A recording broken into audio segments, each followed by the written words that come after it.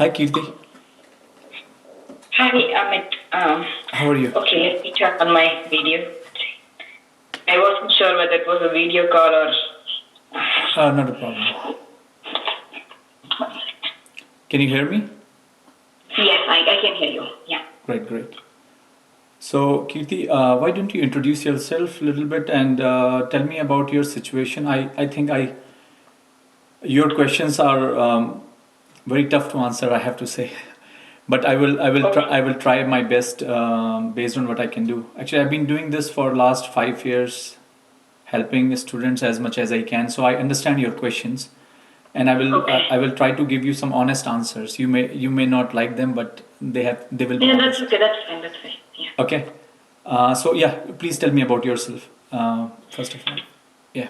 Yeah. I'm Kirti. I graduated with Masters in Material Science from Wayne State University, Detroit, in May 2019. Um, Presently, I'm looking for full-time positions in the field of material science in the U.S.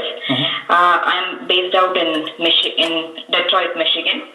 I have gained experience in the in like in synthesis and characterization of nano devices, polymers mainly for biomedical applications, electrochemical sensors for electrochemical imaging, and I have and also worked in IT industry for a few years, and and also in India or here?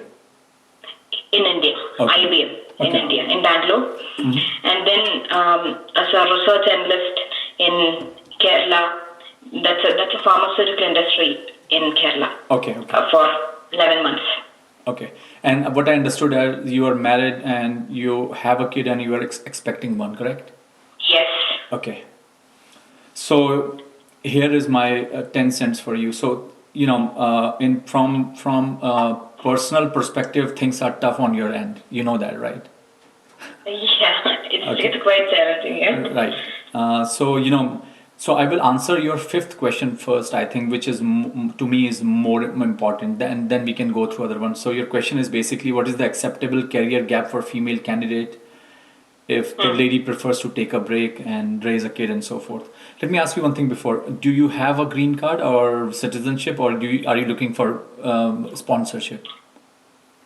I'm an F1 now.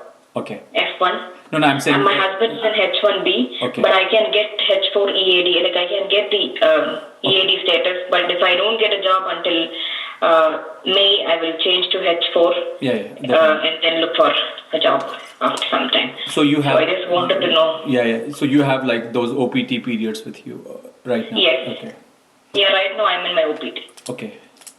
So I will, before answering that, I will tell you a story of one of my very close friend who graduated from Harvard, and his wife was from Harvard, and they were on the opposite ends of the U.S. So one was in Boston, other was in California, and they both were in a very good job, and because you want to be together, one has to leave the job. So the woman left the job, the girl, and stayed with him and couldn't find a job, and then his supervisor from this company called him. So she got back to the job, and this guy quit the job, and now after no, actually more than that, almost it's almost 10 years now, they have two kids. The wife is working and the husband is the home estate dad. Oh. So Okay. the reason I told you this story, because this is what's going to be in your case too. So you know what I'm trying to make you understand. You have made certain choices in your life, and things won't be easy for you, and not only for career perspective, but I will say, let's say even if you get a job, okay, even let's say the best Okay. scenario is you are in Detroit and you find a job and you go for a job, right? And you are a master's student, so your salary, I mean, you are not in computer science. Your salary in master's students get somewhere from $60,000 to $80,000. Okay, Yeah. that's the range, right? And I would say, then two kids, if you're gonna send them for daycare, your cost is Yes. close to $2,500. So your paycheck Yeah. is gonna go for their daycare.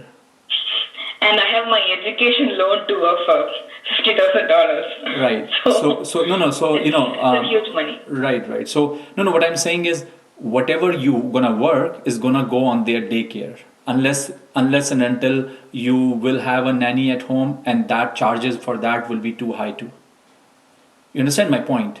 So even if Yeah, yeah. so one kid takes a good daycare takes roughly, I don't know what's the cost of living in It's about Detroit. 300 for infants. Yeah, so like 1,300. right, so monthly cost I think is somewhere around $1,000 to $1,200, Yeah. right? So $2,400 to $2,500 right away just for the daycare. Forget about their other expenses. So my point here is you have to be realistic in that sense, and then what it will bring up is a lot of stress also. I have and I have seen that also. I am also a dad. I have a 5-year-old. We have just one, but I have gone through Okay. all those things. So so that's why I'm saying I'm going to be very realistic to you. So even in best scenario, the economics won't make sense. That's what I'm saying. What is it? I'm saying even in the best case scenario where in Detroit you find a job, your economics won't make sense because whatever you're gonna earn, you're gonna give away after taxes Yeah, and everything. even we thought that like for 6 months I can bring my mom to look after the kids. Yeah, And yeah. So that was my other question. yeah, So something like that. right, and trust me, I don't know how energetic she is, but it doesn't work out most of the time. They can help you, but because they are Yeah. not from here, you will still need support. You will still need and if you had one kid, I would have said, but you're gonna have another one, so things will be very tough.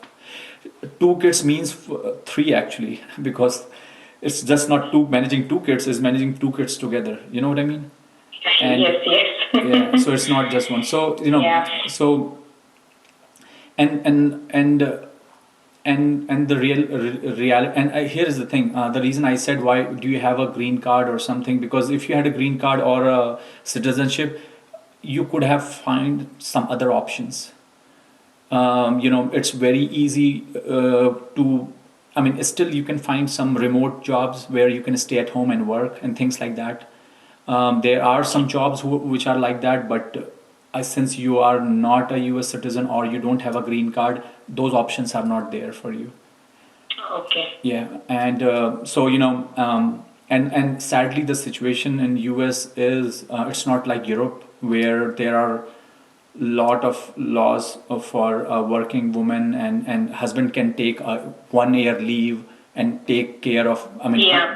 I mean, your husband probably don't get any leave, so he No, has no, to he doesn't. yeah, so he has to take his PTO, and then as a working woman here, I don't think you get.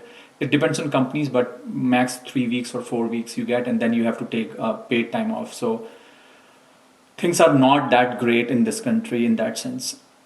Um, Mm. and even if I tell you tomorrow, I mean, you mentioned that, right? You got a on-site interview at Intel. Even if let's say today Intel tells you we have a job for you, can you afford to go there and work? That's my point. So you will need a job in Detroit. You will need a job Yeah. in Detroit near your home.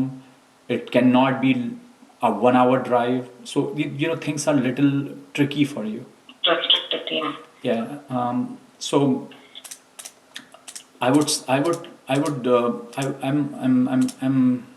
not happy right now that I don't have much options, but I can see clearly that you probably have to take a break actually, and stay home. I mean, the best thing you can do is I can sense what is possible. Still look for a job around Detroit, and a job hunt. But as you mentioned, you said it very rightly. And I know Detroit very well because I worked for General Motors while I was doing my PhD. It's a automobile Okay. sector. It's automobile sector, right? You are not in Portland or you are not in Bay Area where you can find and your resume is like that. Your resume doesn't speak up where it says, "Oh, hire me. I can work for automotive industry." It doesn't say that. Yeah. I don't know how to. The recruiters are telling that make some modifications and or make some modifications in the resume, but I don't know how to make it. I It's mean, nearly impossible. I mean, you don't know how to make it because you haven't worked. I can tell you. I can tell you. You can write something that you have done related to farming, but you don't know what farming is. You know what I mean? So other option could be actually, and I think this could be a realistic option for you, in my opinion. You have to now diversify yourself. So I would say in next 2 years or so, by the time you are taking care of kid, your kid grows up by 2 or 3 years old or something. I would say uh, try to either get some certification, whether it's in machine learning or whether it's in project management, whether it's in some other areas where you can diversify your portfolio. You know what I mean? Because project managers can work anywhere. It doesn't matter whether it's a food industry, it's automotive industry, it's any industry. It's a very generalized job, and project managers are needed everywhere. So you know what I mean? So don't focus yourself too much into I really like semiconductors. I like fabrication. I Yeah. like photolithology and so forth. I would say in your case, you need to diversify now your portfolio because you have constraint. So you can do a PMP certification. That's a project management certification. That would be helpful. And I'm pretty sure that if you have that diverse portfolio, you can still able to find the jobs. Okay. But I don't know the your in your case, then other problem that could come up is people are reluctant to offer H1 visa, so that's a separate story. I I I I, Yeah, but I, yeah. I don't want to go there, but I say that in your case the best possible scenario is you need to now diversify your portfolio. And it's actually it's very realistic also, let me put it this way, because for next 2 years you will be bounded because of the baby. You can't, because there are certain things which only mothers can do, right? So it's really very difficult for you. So I would say take that time and enjoy your motherhood and diversify your portfolio. Unless and until it happens, is other thing that could be a possibility is if your husband says, oh, I'm gonna stay at home and you can go and work, as I told But as I told I will not get his salary as a Yeah, no, no, beginner. I'm not saying that, but what I'm saying is, I told you the story of my friend, right? It's a very real story. Yeah. So what I'm saying is, one of the person have to sacrifice. They have to say, and and as I said, the other condition could be, again, it's a long shot, but your husband can try to find, I don't know what sector he works in, but try to find a job in Bay Area or somewhere where there are semiconductor industries where you can also, work on your career. The other thing that could be a possibility, and I don't think. Yeah, even actually he was also thinking about, he went to mechanical engineering. Mhm. So he's like, if you don't get a job here, you can look out for some other options. And he will slowly join. But we don't know how much it is practical. It's like, I've been applying for from after I graduated, but I don't know, the job procedure, the application procedure goes very slow. Yeah, What's yeah. the reason?